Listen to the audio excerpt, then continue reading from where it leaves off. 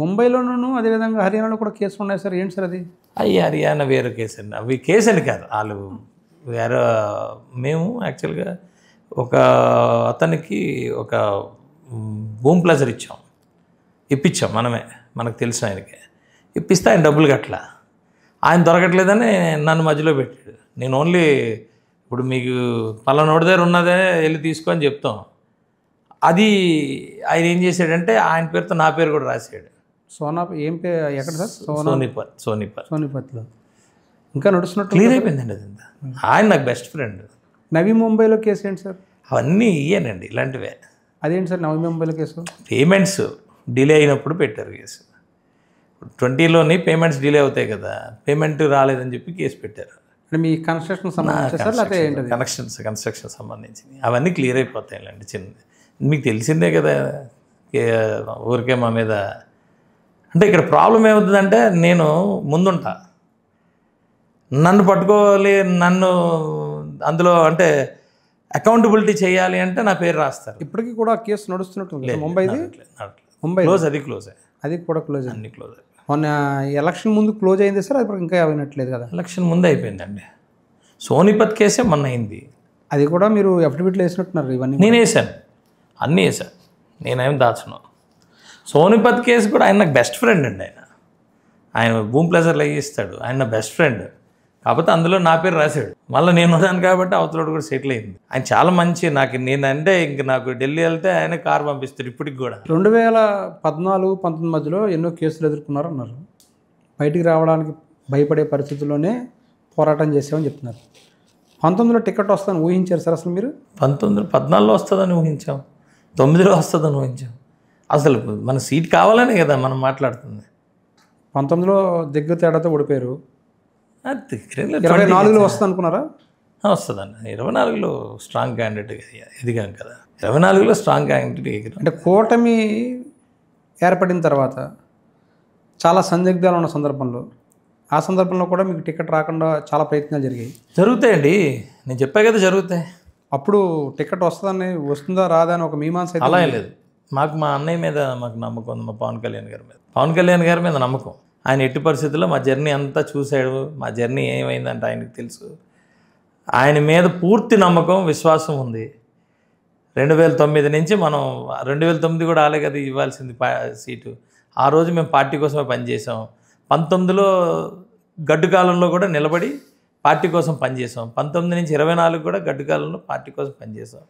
మా పార్టీలో డెఫినెట్గా ఆయనకి అన్ని ఇది తెలుసు. అనకాపల్లి జిల్లాలో యలమంచిల కోసం గట్టి పట్టుబట్టారా సార్? ఆయన సీటు మాకు జనసేన లేదంటే చంద్రబాబు నాయుడు గారు కూడా ఇవ్వాలి అని చెప్పి డే 1 నుంచి మేము ఆయన కూడా పనిచేసాం కదా. ఆ పార్టీ ఈ పార్టీ 2 పార్టీలు కదా. యాక్చువల్ చెప్పాలంటే నాది ఈజియెస్ట్ సీటు. 2 పార్టీల కోసం పనిచేశాను కాబట్టి కూటమిలో అర్హత ఉన్న వ్యక్తిని నేను.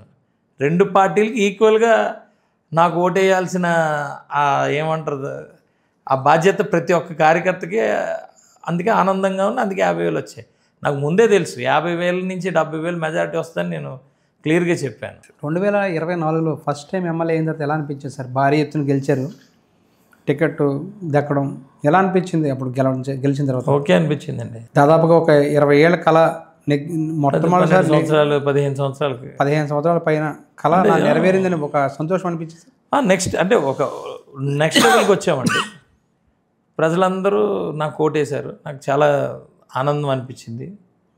ఓకే, మనం ఇప్పటి వరకు ఎమ్మెల్యేగా గెలిచి ఎమ్మెల్యే అయ్యి పని చేయాలని అనుకున్నది ఏటైందో ఉందో అది స్టార్ట్ అయింది నాకు. అదే మీరు చెప్తుంది నా చెప్తుంది నాకు మన ఇద్దరికి ఉన్న డిఫరెన్స్ ఏంటంటే అది మీరు గోల్ అనుకుంటున్నారు, అది నా స్టార్టింగ్ అని నేను అనుకుంటున్నాను. అది నా స్టార్టింగ్. ఎమ్మెల్యే అనేది నా స్టార్ట్. ఈ స్టార్ట్ కోసం నేను 15 సంవత్సరాల నుంచి 16 సంవత్సరాల నుంచి పోరాటం చేసుకుంటూ అనేకమైన నేర్చుకుంటూ వచ్చా. మొత్తానికి సాధించా. అది అక్కడ సాధించాను. ఆ తర్వాత 24 నుంచి 25 మధ్యలో నేనేం చేయాలనుకున్నాను చాలా సాధించాను. మీకు నాగబాబు గారితో బాగా సన్నిహితం అంటే పవన్ కళ్యాణ్ గారు? వాళ్ళు మమ్మల్ని తమ్ముళ్ళ కింద చూసుకుంటారండి. పవన్ కళ్యాణ్ గారి వల్ల టికెట్ వచ్చిందా, నాగబాబు గారి వల్ల టికెట్ వచ్చిందా మీకు? పవన్ కళ్యాణ్ గారేనండి. నాగబాబు గారికి నాకు ఎవరికి టికెట్ ఇవ్వాలన్నా పవన్ కళ్యాణ్ గారే. నాగబాబు గారి వల్ల టికెట్లు పవన్ కళ్యాణ్ గారే మా అందరికీ లీడరు పవన్ కళ్యాణ్ గారే. నాగబాబు గారిని ఇక్కడ అనకాపల్లి ఎంపీగా అనౌన్స్ చేసిన తర్వాత మీరందరూ కూడా చాలా ఆల్మోస్ట్ ఆల్ డిసైడ్ అయింది అనుకున్నారు. బయటికి రావడం ఆల్మోస్ట్ ఆల్ అంటే ఆల్మోస్ట్ ఆల్ డిసైడ్ అయిపోయింది. ఆయన త్యాగం చేశారు. ఆయన త్యాగం చేశారు. ఆ సందర్భంలో ఎలా అనిపించేశారు అంటే ఉంటే బాగుంది అనిపించిందండి. ఆయన ఉంటే బాగుంది అనిపించింది. కాకపోతే మాకు ఎస్పెషల్లీ నాకు కానీ మా అన్నయ్యకి కానీ మేము చూసి వచ్చాం కదా, 2009లో పార్టీ కోసం స్టాండ్ అయ్యాం. ఆ రోజు మాకు ఎలా ఉంది, 2014లో పార్టీ కోసం స్టాండ్ అయ్యాం. ఆ రోజు పరిస్థితి ఏంటి, ఈరోజు నాగబాబు గారికి ఏం జరిగిందో అది కూడా అలాగే పార్టీ కోసం స్టాండ్ అవ్వడం వల్ల అయింది. నాగబాబు గారు మాకేమీ పెద్దగా ఏమి ఉండదు, ఎందుకంటే మాకు అలవాటు గారికి ఇవ్వకపోవడం బాధ అనిపించలేదు సార్ మీకు? డెఫినెట్గా బాధ అనిపించిన, బాధ కన్నా బాధ్యత గొప్పదండి. అది మేము ఆల్రెడీ జీర్ణించుకున్న ఫ్యామిలీ మాది. సో బాధ్యత గొప్పది. డెఫినెట్గా ఎస్, ఛాన్స్ ఇచ్చి ఉండుంటే వేరే విధంగా ఉండేది. ఛాన్స్ ఏమి రాలేకపోయింది, అవ్వలేదు, కుదరలేనప్పుడు డెఫినెట్గా అది అక్కడ ఆగిపోం కదా. అరే వచ్చుంటే బాగుంది కదా అరే అని అనిపించింది. బట్ అసలు ఈ కూటమి కారణమే పవన్ కళ్యాణ్ గారు. కారణమే పవన్ కళ్యాణ్ గారు. సో ఎవరు ఏదైనా కూడా అది పవన్ కళ్యాణ్ గారికే ఫస్ట్ ఇదవుతుంది. దాని కారణంగానే మీకు సీఎం రమేష్ గారితో గ్యాప్ వచ్చింది స్టార్టింగ్లో? ఏం లేదా, మాకు సీఎం రమేష్ గారికి ఏం లేదు స్టార్టింగ్లో. ఆయన ఎంపీ ఎప్పుడు లేదు సీఎం రమేష్ గారికి నాకు ఎప్పుడు లేదు, ఈ రోజుతో కూడా ఎప్పుడు లేదు. అంటే ఇప్పుడు తగ్గినట్టుంది సార్, అప్పుడు గ్యాప్ ఉన్నట్టుంది కదా కొంచెం? ఎప్పుడు లేదు డే 1 నుంచి ఆయన ఎప్పుడు లేదు. ఆయన సీటు ప్రకటించిన వెంటనే మీరు ఆహ్వానించారు? మీరు అందరూ కూడా ఎప్పుడు లేదు. మీరు ఆహ్వానించారా సార్ అప్పుడు? ఎప్పుడు లేదు. అప్పుడు డే 1 నుంచి చేసాం. అరే నేనంటుంది ఏంటంటే ఆ బాధ్యత, బీజేపీ బాధ్యత మా పవన్ కళ్యాణ్ గారు భుజాల మీద వేసుకున్నారండి. ఇప్పుడు మరి నాగబాబు గారికి ఎమ్మెల్సీ ఇచ్చారు సార్, మంత్రి పదవి ఇస్తానన్నారు. ఎప్పుడు వస్తుందంటారు? అది అధిష్టానం చూసుకుంటుందండి. మీరందరూ కూడా నా పరిధి కాదు అది. మీరందరూ ఎదురు చూస్తున్నట్టున్నారు కదా? డెఫినెట్గా చూస్తాం. నాగబాబు గారికి వస్తుందని ఎందుకు చూడమండి, చూస్తాం. కానీ అది మా పరిధి కాదండి. ఇది మా పరిధిలో లేని నాటి కోసం మేము మాట్లాడడం కదా. ఆ గేమ్ అంతా ఆయనది, ఆయన పరిధి. అది పవన్ కళ్యాణ్ గారి పరిధి. ఆయన ఒక గ్రేట్ దీనికోసం, కాజ్ కోసం ఆయన రాజకీయాల్లో ఉన్నారు. సో ఆ గ్రేట్ కాజ్ కోసమే మేము ఆయన్ని అనుసరిస్తాం. ఆయనతోటి అనుబంధం లేదంటే కనుక నాగబాబుతో అనుబంధం మాట్లాడే ముందు మీరు ఏడాది పాలన మీద పూర్తి అయిపోయింది. మీరు కూడా ఎమ్మెల్యేగా ఏడాది పాలన పూర్తి చేస్తున్నారు. ఈ ఏడాదిలోనే ఎందుకు సార్ మీ మీద ఇన్ని అవినీతి ఆరోపణలు రావడం ఏంటి? దాని వెనకాల ఏం అవినీతి వచ్చాయి? యలమంచిలి నియోజకవర్గంలో మైనింగ్ జరుగుతుంది పెద్ద ఎత్తున. దాని వెనకాల ఎమ్మెల్యే గారు ఉన్నారు. చూపించండి, మైనింగ్ చూపించండి. పర్మిషన్స్ లేవు. మా దగ్గర ఎక్కువ కంపెనీలు ఉంటాయి. ఆ కంపెనీలన్నిటికీ గ్రావెల్ అవసరాలు ఉంటాయి. నార్మల్గా ఎవడు ఇల్లు కట్టుకున్నా అడిగి గ్రావెల్ అవసరాలు ఉంటాయి. ఈ 10-15 సంవత్సరాలు గత ప్రభుత్వంలో ఉన్న కన్నబాబు రాజు ఏవైతే తవ్వాడో దానికి సాక్షి ఓడి తీసుకెళ్ళి పెడతాడు. నేను సాక్షి ఓడికి నేనేం భయపడను, ఎవడికి నేను భయపడను. చూపించండి. ఇప్పుడు ఒక రోడ్డు వేస్తాం, అర్జెంటుగా గొయ్యి పడిపోతుంది, దానికి పర్మిషన్ లేని ఒక క్వారీలు ఉంటాయి. క్వారీలే ఉండవు మా దగ్గర. మేము పక్కన ఏదో గొయ్యి తవ్వి తీసుకొచ్చి రోడ్డుకి వేసుకుంటాం. దానికేమో ఫోటో తీసేసి గొడవ చేసేసి అవి చేసి సుందర విజయ్ కుమార్ తవ్వేసాడంటే ఏం చేయమంటారు? మైనింగ్ జరుగుతుంది సార్ మీ దగ్గర? మైనింగ్ జరిగిందండి. మైనింగ్ ఎక్కడ జరిగింది? నా దగ్గర మొత్తం కాలువలన్నీ కూడా మొత్తం అంతా పూడిక తీతలు తీసా. ఇరిగేషన్లో 5 సంవత్సరాలు 2019, 24 మధ్యలో 5 సంవత్సరాలు కూడా రైతుని కుదేలు చేశారు. ₹1 ఇన్వెస్ట్ చేయలేదు. మొత్తం అంతా కూడా మా దగ్గర ఉన్న డ్యాములు కానీ, మా దగ్గర ఉన్న చెక్ డ్యాములు కానీ ఇవన్నీ కూడా పూర్తిగా నాశనం అయిపోయాయి. కనీసం డోర్లు కూడా పనిచేయలేని పరిస్థితి వచ్చాయి. కాలువలు అంతా కూడా పూడికలు పెరిగిపోయినాయి. ఫస్ట్ కాన్స్టిట్యున్సీ నాదే. నేను మొత్తం అన్నీ కూడా క్లీన్ చేసుకుంటూ వెళ్తున్నాను.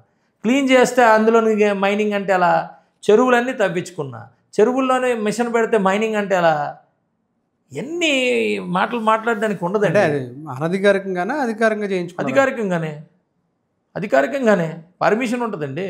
అధికారికంగానే ఇవన్నీ ఊరికే. నాకు ఫస్ట్ ఏమన్నారు, శాండ్ అన్నారు. శాండ్ ఏది? ఎవడు చేస్తున్నాడు శాండ్? మా దగ్గర మాకు శాండ్ అవసరం.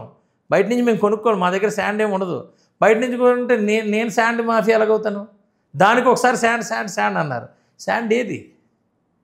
పబ్లిక్గా ఈరోజు ఎవడు కొనుక్కుంటున్నాడు కూడా మాకు తెలియదు. ఏమంటే మద్యం అన్నారు. ఓ మద్యం ఏది మద్యం? ఏది కన్నబాబు రాజుకు కూడా 4-5 షాపులు ఉన్నాయి, ఆయన రన్ చేసుకుంటున్నాడు. నా అప్పజిన్ని నాకు ఒక్క షాప్ కూడా లేదు. మా వాళ్ళు కుర్రోళ్ళు ఏమన్నా వేసుకుంటే ఆ రోజు వేసుకున్నారు. మా అన్నయ్య ఏదో సాయం చేశాడు, మాకు కష్టపడ్డారు కాబట్టి ఏదో సాయం చేశాడు. మేము ఎక్కడ వేసుకున్నాం? పోనీ వైన్ షాపులు ఎవడికి వస్తున్నాయి? ఆడు మాకు ఇచ్చేయడానికన్నా వైన్ షాపులు ఎవడికి వస్తున్నాయి? క్లియర్ కదా. అవి చెప్తారు. నేను ఇందాక కూడా చెప్పా, కాలం అనేది చాలా స్ట్రాంగ్ అండి. ఆ కాలం ఎప్పటికైనా సమాధానం చెప్తుంది. ఆ చెప్పిన రోజు డెఫినెట్గా మనం నించోవాల్సింది. ఇప్పుడు నాలోన అలాంటిది లేనప్పుడు నేనెందుకు భయపడాలి?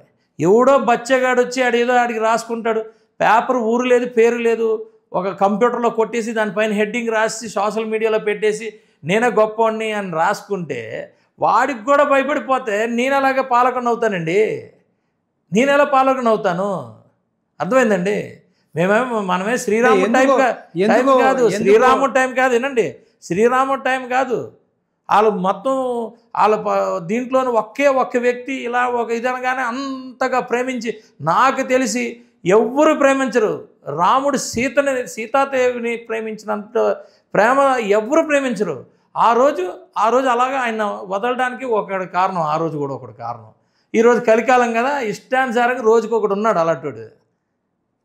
I don't care at all. నేనేం చేయాలనుకుంటానో అది చేస్తా. నా దేశం ఫస్ట్ ప్లేస్లోకి రావాలి. నా దేశం కోసం నేను పని చేస్తా. ఎవడో బయట నుంచి అరిసేసి ఎలా పడితే అలా మాట్లాడితే ఇక్కడ ఈనేవాడు ఎవడు లేడు. చేసుకోమనండి, ఇబ్బంది ఏం లేదు. అంటే ఎందుకు మిమ్మల్ని టార్గెట్ ఎందుకు చేస్తారు? పని చేసేవాడిని టార్గెట్ చేస్తారు. అంటే ఏ ఎమ్మెల్యే మీద రానంత ఆరోపణలు మీ ఒక్కరి మీద ఎందుకు వచ్చాయి? నేను ఇలాగే ఉంటా. నేను భయపడిన కాబట్టి. ఏమంటే ఒకటి చెప్తానండి, మనం పని చేసినప్పుడు సహకరించాలి. పొలిటికల్గా వీడికి పేరు వచ్చేస్తుంది, వీడు మన మాట వినట్లేదని మనల్ని కంట్రోల్ చేయడం. ఒక నియోజకవర్గం బాగోగులు చూసుకొని అభివృద్ధి చూసుకోవాల్సిన ఒక వ్యక్తిని పొద్దున్న లేచి బ్లాక్మెయిల్ చేసి మనల్ని కాలు కింద పెట్టుకోవాలి, అది గ్రూప్లో పెట్టుకోవాలని ప్రతి ఒక్కరు ట్రై చేస్తాడు. ట్రై చేస్తే ప్రేమతో పెట్టుకో, గుండెల్లో ఉంటా. ఇలా నొక్కేద్దాం, పిసికేద్దాం, నేను చెప్పకపోతే రేపు రాసేస్తాను పొద్దున్నే. ఏది రాస్తావు? దేనికి రాస్తావు? రాసుకో, ఎవడో అన్నాడు రాసుకో. రేపు ఎల్లుండా నీ పేపరే నువ్వు సమాధానం చెప్పుకోవాలి. ఆ ధైర్యం నాకు ఉంది. నీ పేపర్ సంబంధం అరే ఇన్ని మీద విజయకుమార్ చెప్పిని మా కాన్స్టిట్యున్సీ వాళ్ళకన్నా తెలుస్తుంది కదా. మా కాన్స్టిట్యున్సీ వాళ్ళు ఇది కరెక్ట్ కాదు, ఇది అబద్ధాలు రాశాడని మా కాన్స్టిట్యున్సీని తెలుస్తుంది కదా. మా కాన్స్టిట్యున్సీలో అలా క్రెడిబిలిటీ పోయినట్టే కదా, పక్క కాన్స్టిట్యున్సీ అన్న క్రెడిబిలిటీ పోయినట్టే కదా. నేను ఇన్ని మంచి పనులు చేస్తున్నా, వాడికి రాయడానికి లేదా? What is journalism?